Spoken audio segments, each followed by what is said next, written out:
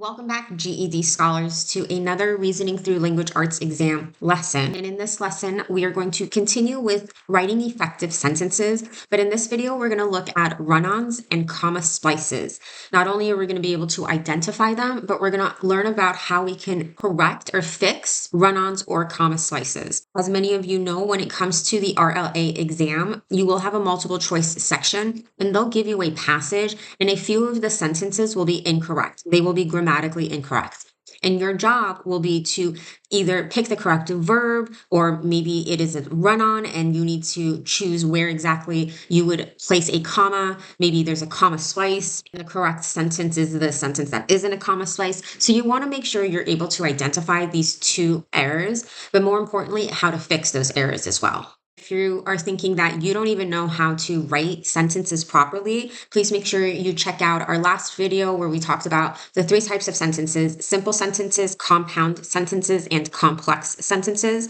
Not only do you need to know this for the multiple choice section of the exam, but please also remember you have an extended writing response, which is an essay. And if you don't know how to write properly using those 3 types of sentences, if you are creating run-ons or comma slices, and a lot of other grammatical errors, you're going to get points docked off on that essay, on that extended writing response. So as you can see, folks, we have run-ons and comma splices, which are 2 things that you do not want to do when it comes to the extended writing response. You don't want to do this when it comes to editing any of the sentences that they give you within the multiple choice section. So a run-on is when 2 independent clauses are joined together without proper punctuation. And as you know from our last video where we talked about the 3 types of sentences, when we want to join 2 independent clauses together, we can do that. But what do we need to add? We need to add a comma, and we need to add a coordinating conjunction. And remember, for coordinating conjunctions, we can use the acronym FANBOYS to remember those conjunctions. So we have for, and, nor, but, or, yet, so. So when we have a run-on sentence, like we see down here in our example, we're trying to join these 2 sentences that are perfectly fine on their own. But the thing is that in order for us to join these 2 independent clauses together, we need to have proper punctuation. We need to have a coordinating conjunction. That way we can make a compound sentence. But without the proper punctuation, without that coordinating conjunction, you have a run-on. So the sentence reads, Mary took the test. It was easier than she thought. That is 2 thoughts being merged together. So Mary took the test is my first independent clause. And I could technically drop a period there and then just capitalize the I in it and have 2 independent clauses. But if I'm trying to make a compound sentence, instead of putting a period there, I would make sure to add a comma after my first independent clause, and then I would insert one of the coordinating conjunctions, whichever one logically makes sense. Remember, from your list of fanboys that we were talking about, you can't just pick whichever one you want. The conjunction you choose has to make sense within the relationship of this first sentence and the second sentence. So if it reads, Mary took the test, it was easier than she thought, we could use and. We could say Mary took the test and it was easier than she thought. We wouldn't use but or yet. Mary took the test, but it was easier than she thought. I guess if you had a sentence before it that talked about Mary worrying about it being difficult, but could be acceptable. But with what we have here, though, with Mary took the test, it was easier than she thought. You just have to make sure whatever coordinating conjunction you're going to add after the comma needs to be logical. Next up is a comma splice. So comma splice is when joining 2 independent clauses with only the proper punctuation.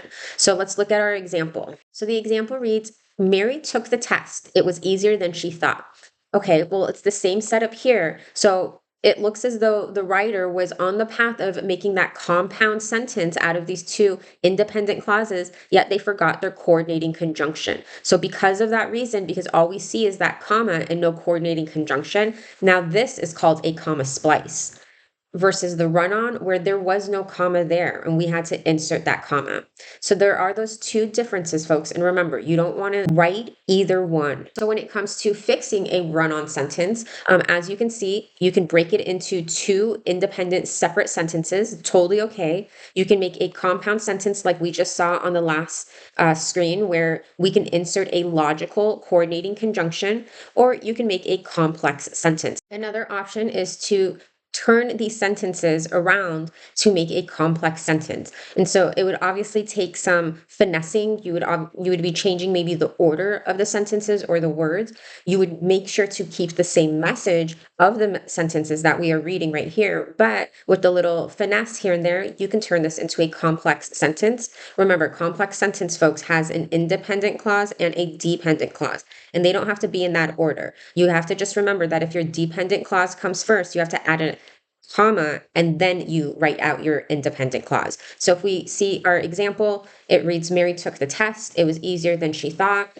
We can finesse this and maybe write, although Mary was worried about taking the test, it was easier than she thought.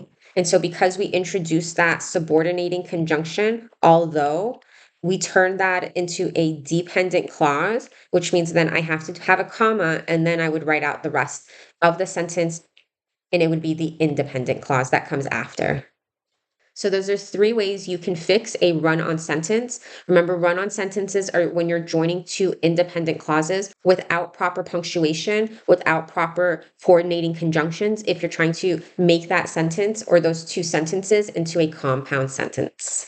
Next up, fixing the comma splice. So remember, comma splice is when you're joining two independent clauses with only proper punctuation. So we see Mary took the test, comma, it was easier than she thought. We see that this is the comma splice. You can add that comma, but you need to add a coordinating conjunction after it in order to do one of the fixes, which we see right here, the same fix that we saw for fixing a run-on sentence, and that's to make a compound sentence. Remember, your compound sentence has that comma and then one of the fanboys conjunctions, which logically fits in that sentence, and then you can correct the comma splice by making it into a compound sentence.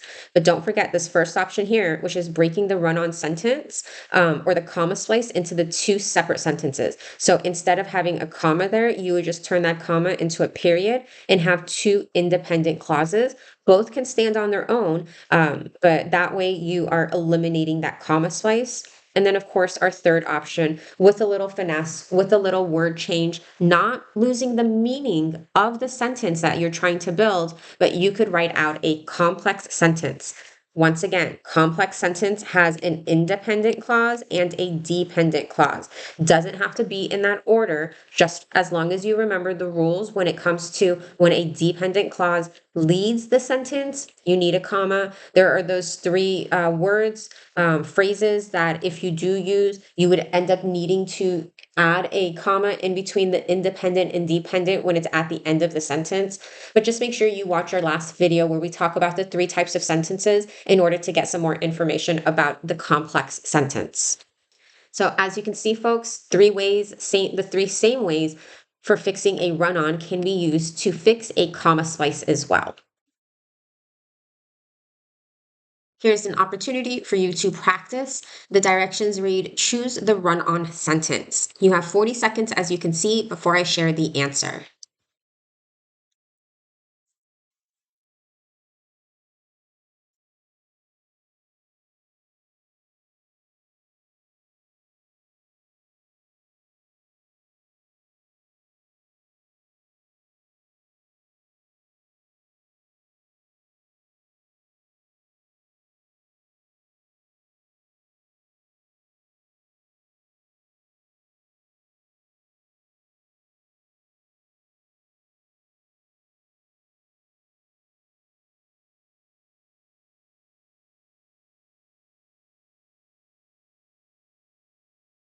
So hopefully you chose D because the question or the instructions are saying choose the run-on sentence, not fix it, but which one of the following is a run-on sentence. Remember, run-on sentence is when there are two independent clauses being joined, but there is no punctuation. So when we know that, we can definitely say A, B, C out the window because each one of these has some type of punctuation. So we look at D and notice D is a run-on sentence. There is no punctuation between our independent clauses. The speech was given by Tony, first independent clause. People liked it, second independent clause. If you chose A is a way to fix it. That is one method to fix the run-on sentence, which is to break it up into the two independent clauses. And we see that with the period after Tony. So this is a fix. B. B is using a comma and it added the word and is not just any word. This is one of the coordinating conjunctions. Remember your acronym fanboys. So with B, this is another solution, and this is where you see that the writer decided to take this run-on sentence and instead turn it into a compound sentence. C is using the semicolon. So this sentence is actually correct. The semicolon is used when you bring together two independent clauses that are related. The reader, once the reader reads the second sentence right here, the second independent clause, they know that when you use that pronoun it, you're talking about the speech that was given by Tony. So when we use a semicolon, like I said, you're bringing two ideas, two thoughts within the sentences together without interrupting it with a period, and instead using that semicolon. So this is another correction that is taking place. And so it's not the run-on sentence. D is our run-on sentence. We have another sentence here. This one reads, choose the sentence that was corrected with a coordinating conjunction.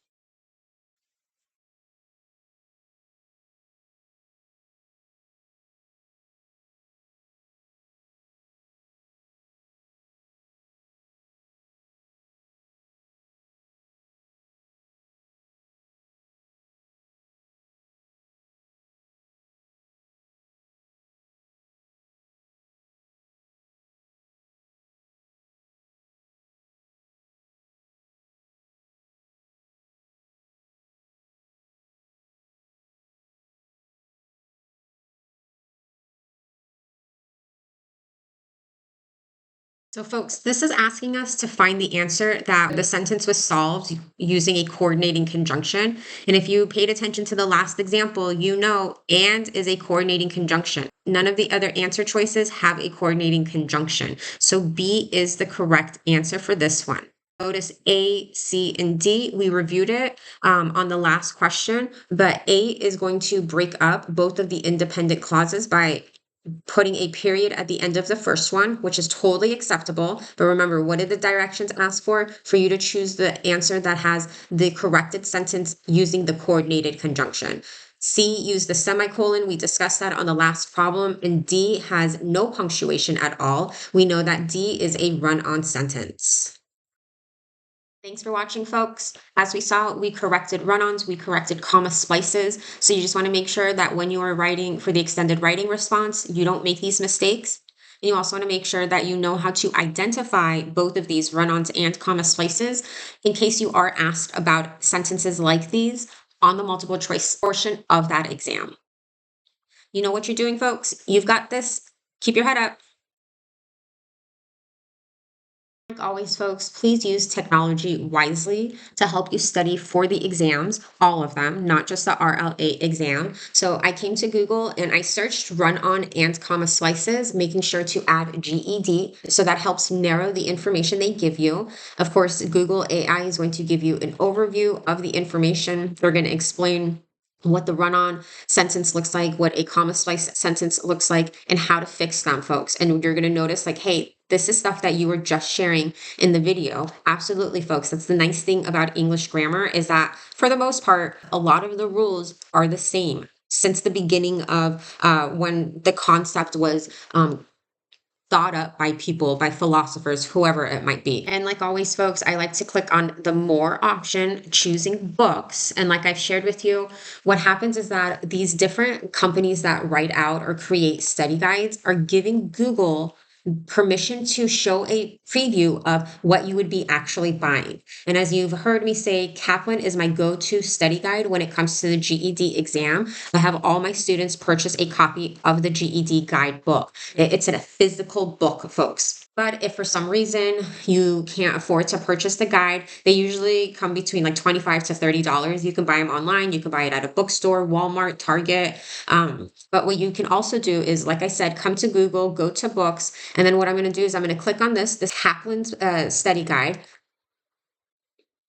And what I get is an entire lesson on run-ons and comma splices, which this is one of the benefits of having a study guide, folks, especially a well-written one like Kaplan provides for us. As we can see here, not only do you get a lesson where they're giving you, hey, this is the run-on, this is how you correct it, the run-on, the correction, this is the lesson, it's what it is. But look here, folks, they give you opportunity to practice. And the nice thing is that the guide itself gives you 2 practice exams, like full on practice exams. So you want to make sure that you purchase the guide. If you can. If not, please use technology wisely to see what you have at your fingertips at no additional cost to you.